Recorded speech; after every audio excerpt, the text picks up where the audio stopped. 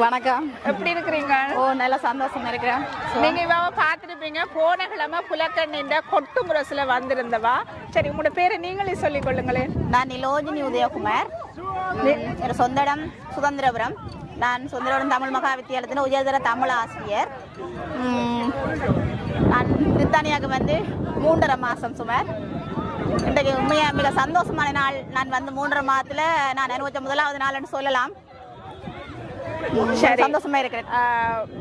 வன்னி பகுதி எங்களுடைய வரலாற்று பெருமை மிக்க வன்னி பகுதியாம் சுதந்திரபுரம். யாருமே சுதந்திரபுரத்தை மறந்து விட மாட்டீர்கள். அவ்வளவு மறக்க முடியாத பிரதேசமாக சுதந்திரபுரம் இருந்தது. அந்த சுதந்திரபுரத்தில் இருந்து வந்திருக்கிறார் நிலோஜினி. உங்களை எல்லாருக்கும் தெரியும். இதை விட நான் முக்கியமா எங்களுக்கு எப்படி தெரியும் என்று சொல்லி அது சொன்னா நல்லா இருக்கும். வேணும்னா நான் நிறைய தடவை சொல்லி அது உங்களுக்கும் பார்க்க போர் அடிச்சிருக்கும். எங்களை எப்படி தெரியும் என்று சொல்லுங்க.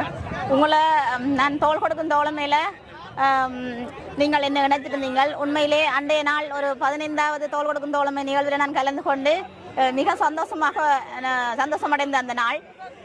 பல்கலைக்கழகத்தில் மிக சிறப்பான கட்டுத்தனங்களோடு நீங்கள் கல்வி கட்ட நாள் எனக்கு உண்மையில் அது ஒரு போன வருஷம் அதுக்கு முதல் வருஷம் மாதிரி இருக்குது. நினைச்சு பார்க்கின்ற போது நீங்கள் இருவருமே மிக கெட்டிக்காரர். அதை விட புலக்கண்ணின்ற பெரும் புகழ்படுத்த ஆக்கள் 2 பேரும் யாருமே மறக்க முடியாது. நான் நினைக்கிற மாதிரி உங்களை நான் அறிமுகப்படுத்த வேண்டிய தேவை இல்லை, எல்லாருக்குமே தெரியும் நான் நினைக்கிறேன். நான் ஏன் இந்த கேள்வியை கேட்டேன், நான் ஏற்கனவே பல தடவை சொல்லிட்டேன். யாழ் பல்கலைக்கழகம் என்று சொன்ன அந்த ஒற்றை கொடை தான் எங்களை எல்லோரையும் இணைத்து வைத்திருக்கின்றது, இறுக பற்றி இருக்கின்றது. உண்மையிலேயே எங்கு சென்றாலும் எங்களுடைய நண்பர்களை எங்களுடைய சகபாடிகளை காணுகின்ற போது மற்ற மகிழ்ச்சியா இருக்குது. நான் முடிஞ்ச வரைக்கும் தூய தமிழ்ல கதைக்கோணும் என்று ஆசைப்படுறேன். ஏன்னா ஒரு தமிழ் டீச்சருக்கு பக்கத்தை நிற்கிறேன். ஆகவே நான் நிச்சயமாக ஏனென்னா தமிழ் டீச்சர், அதுவும் உயர்தர கல்வி போதித்த தமிழ் டீச்சர் பிரித்தானியாவுக்கு வந்திருக்கிறார். இங்கித்திய பிள்ளையால் நல்ல பலனடைவார்கள் என்று நம்புறேன். நீங்க இந்த விளையாட்டு விழா பற்றி கூறுங்களேன். உண்மையில நான் மிக சந்தோஷம் அடைகிறேன். எனக்கு எப்படி இந்த உணர்வை சொல்றதுன்னு எனக்கு தெரியல. எங்களோட பாடசாலையில் ஸ்ரீலங்கா பாடசாலைகளில் நான் விளையாட்டு மைதானத்தில் பிள்ளைகளோட சேர்ந்து ஒரு ஆசிரியர் தெரியும் எல்லாருக்கும்.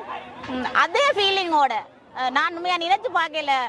பிரித்தானியாவில் இப்படியான ஒரு தமிழ் உணர்வோட தமிழ் பற்றோட எங்களோட பிள்ளைகள் இப்படி மைதானத்தில் ஓடி விளையாடக்கூடிய மாதிரி ஒரு சூழல் அமையும் என்று நான் நினைச்சு பார்க்கல. எந்த பிள்ளைகளும் கூட ஓடிக்கொண்டிருக்கிறார்கள்.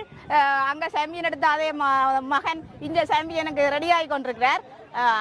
இந்த மைதானத்தை பார்க்கின்ற போது அந்த பெற்றார் பிள்ளைகள் ஊர் மக்கள் அந்த தமிழ் பற்று தமிழ் பாட்டு அந்த இல்லங்களை சோடிக்க விட்ட உடனே அந்த இல்லங்கள் வந்து தமிழ் ஈழத்தை அமைத்திருக்கிறார்கள். மிக அழகாக அமைத்திருக்கிறார்கள். அந்த கார்த்திகை பூவை கூட இயற்கையாக எடுத்து அதை சோடித்திருக்கிறார்கள். மிக சந்தோஷம் எனக்கு. நான் நினைத்தேன் உண்மையில் எங்களோட நாட்டை விட்டு அடுத்த நாட்டுக்கு போகின்ற போது இந்த நாட்டு பற்று உணர்வு எல்லாமே முடிஞ்சு போச்சுதுண்டு. அப்படி இல்லாம இப்ப நான் நினைக்கிறேன் அங்க இருக்கிற மக்களை விட இங்க இருக்கிற மக்களுக்கு அப்படியேயான உணர்வை அப்படியே தக்க வச்சுக்கிற மாதிரி தான் நான் ஃபீல் பண்றேன். இன்றைக்கு மிக சந்தோஷம். அந்த ஈழ பற்று உண்மையிலேயே இங்கும் இருக்கின்றது என்ற உணர்வை நான் அனுபவிக்கிறேன். உண்மைதான் மக்களே, நீங்க ஏற்கனவே பார்த்துருப்பீங்க.